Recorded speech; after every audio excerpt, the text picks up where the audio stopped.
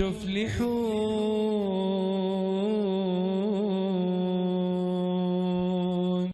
আমার নাম আরিয়ান পুত্র কুমার নারায়ণ সিং কোন্তে, দিল্লি থেকে এসেছি। আমি ভালো ইংরেজি বলতে পারি না, এজন্য আমি দুঃখিত। স্যার, আমি জিজ্ঞেস করতে চাই যে ভগবানের বানানো নিয়মে কি পরিবর্তন হতে থাকে?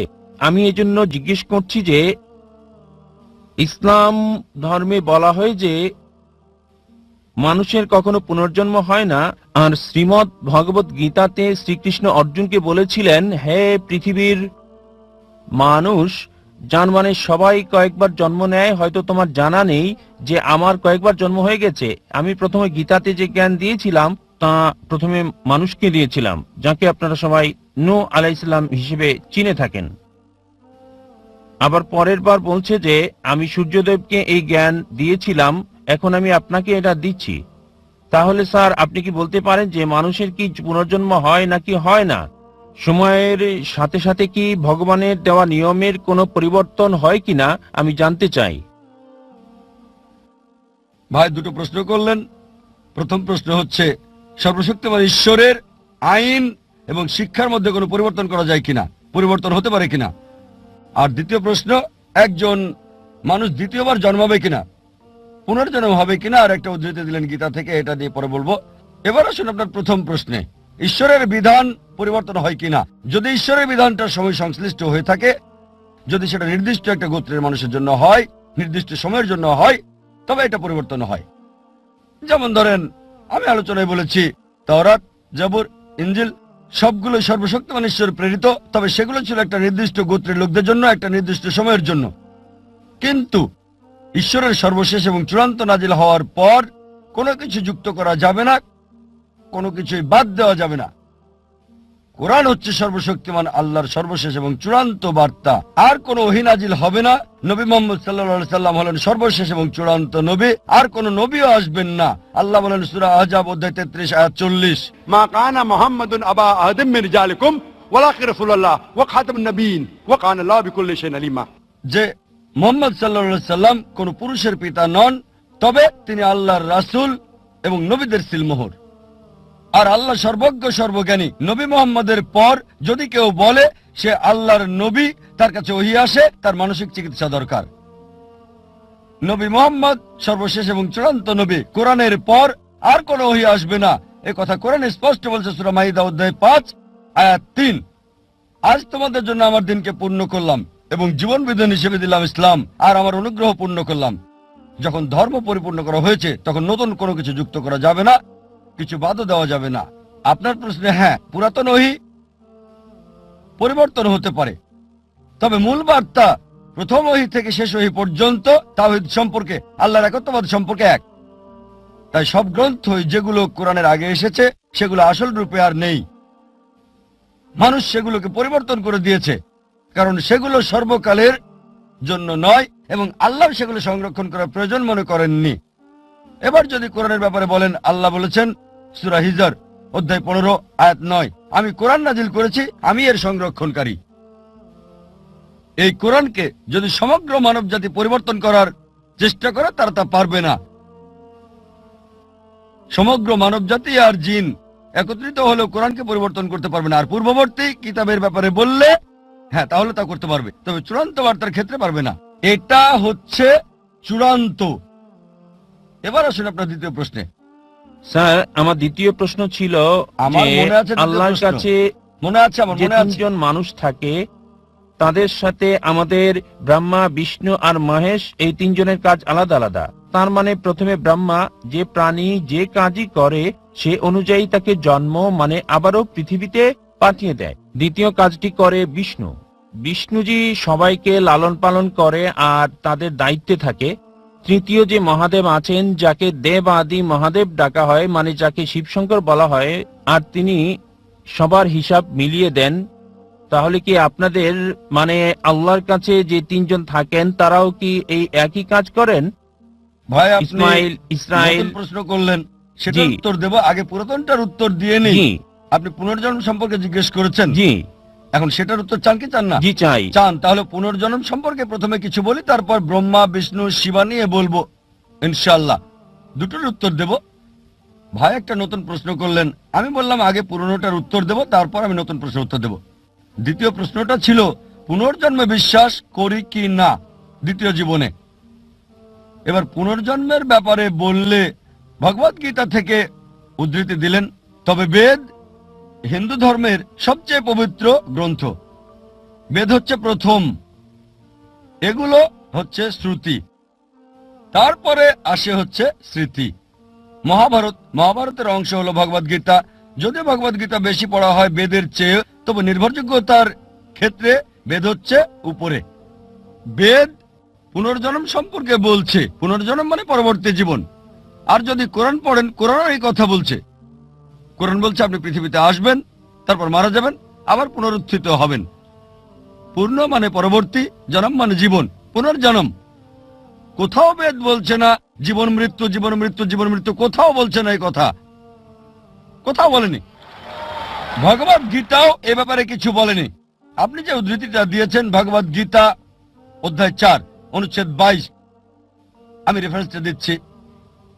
এটা ভগবত গীতায় উল্লেখ আছে। হিন্দুদের মতে এটা সর্বশক্ত ঈশ্বরের বাণী।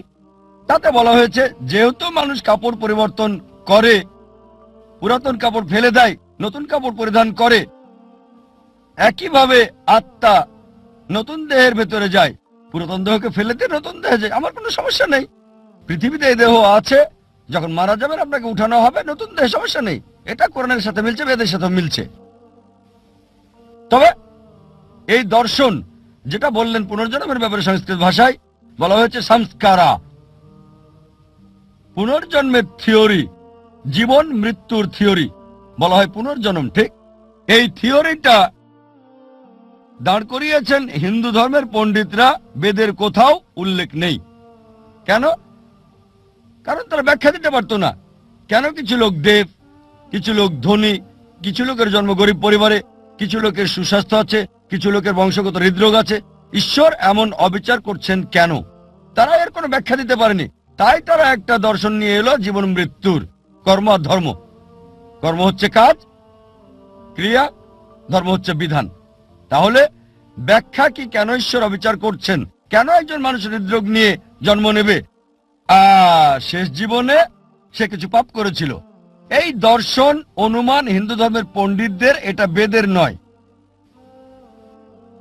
তাই তারা এই দর্শন নিয়ে এলো আর বলল যদি ভালো কাজ করো পরবর্তী জীবনে উঁচু জাতে জন্ম নেবে তোমরা।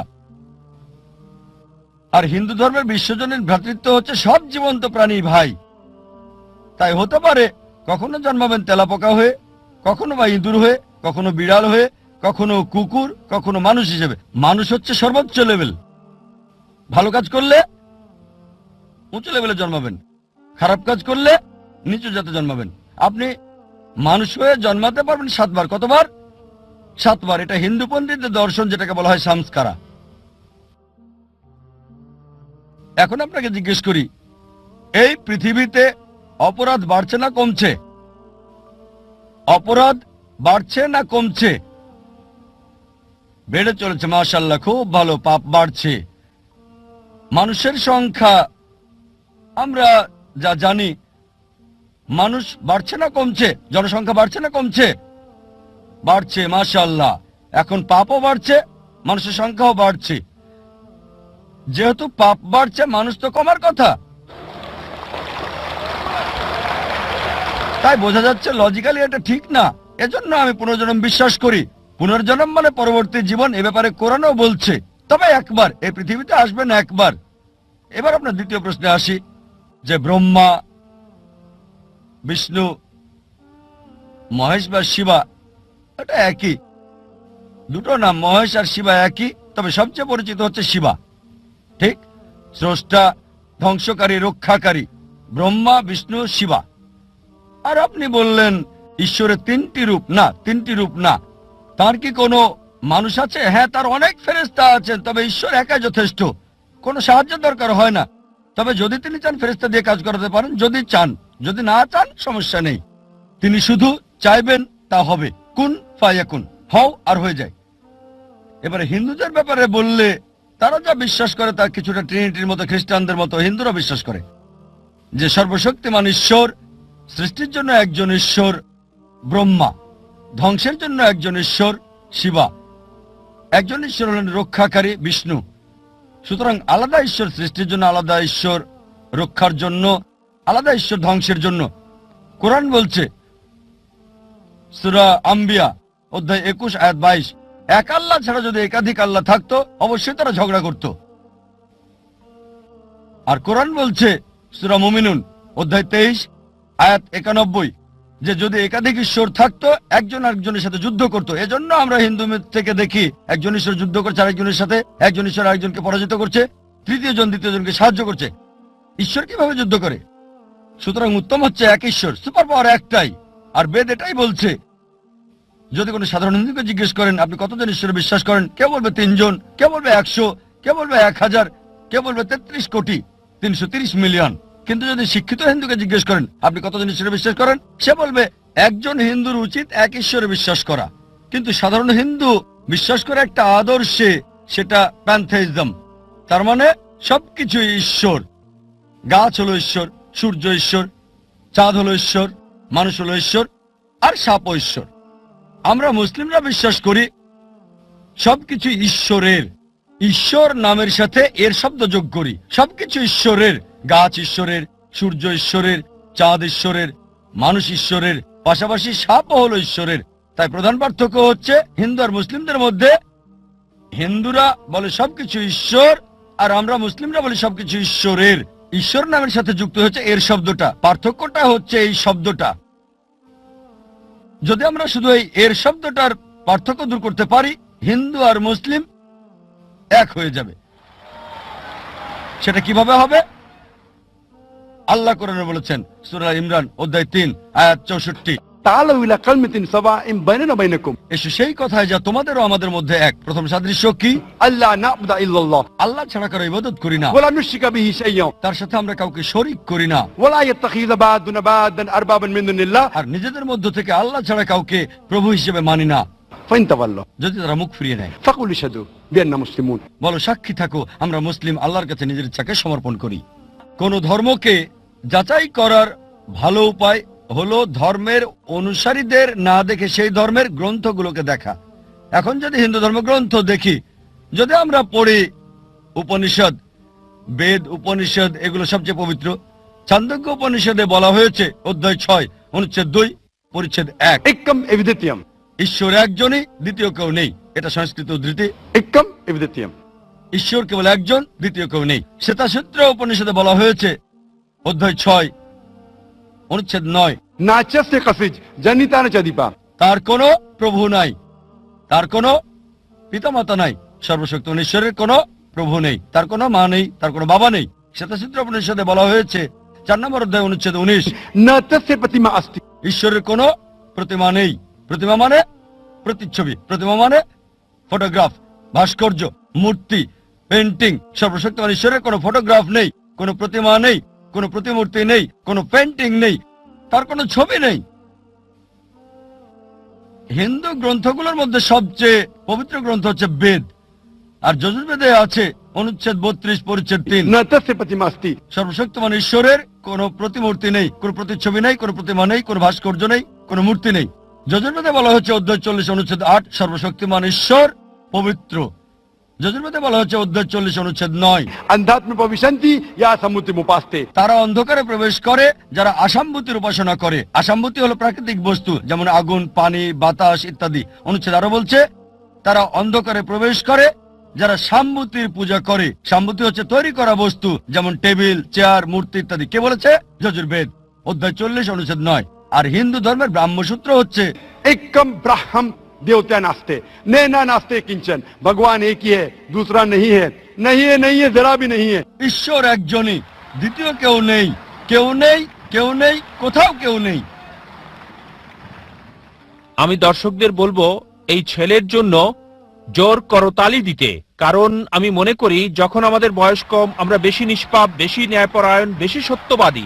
সে এরই দৃষ্টান্ত দেখালো। প্রশ্নটি খুবই গুরুত্বপূর্ণ, তার দৃষ্টিভঙ্গিও চমৎকার। আলহামদুলিল্লাহ। Allah